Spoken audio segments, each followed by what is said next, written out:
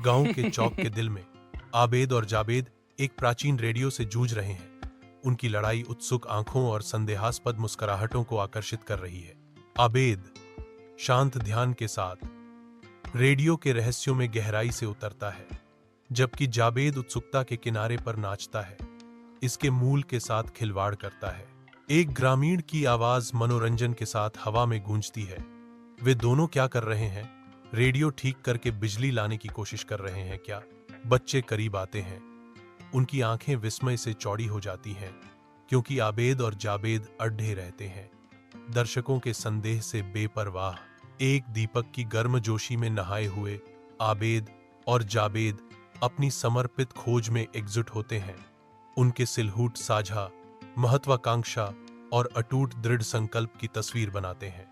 आबेद गंभीर एकाग्रता में माथा सिकोड़कर सावधानी से तारों को जोड़ता है। उसका ध्यान अविचल रहता है, क्योंकि वह कनेक्शन के जटिल नृत्य को संचालित करता है। जावेद ध्यान से बैठे एक वृद्ध पुस्तक के ज्ञान में डूब जाते हैं। उनकी उंगली सावधानी पूर्वक एक सर्किट आरेख के जटिल रास्तों का पता लगाती है। मुझे लगता है कि हमें इस तार को यहां जोड़ना होगा, जावेद सुझाव देता है, उसकी आवाज सन्नाटे को चीरती हुई।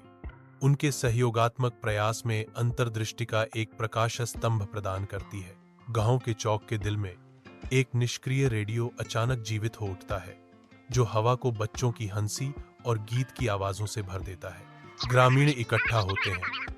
उनके चेहरे अविश्वास और शुद्ध आनंद का मिश्रण दर्शाते हैं, क्योंकि संगीत उन पर छा जाता है।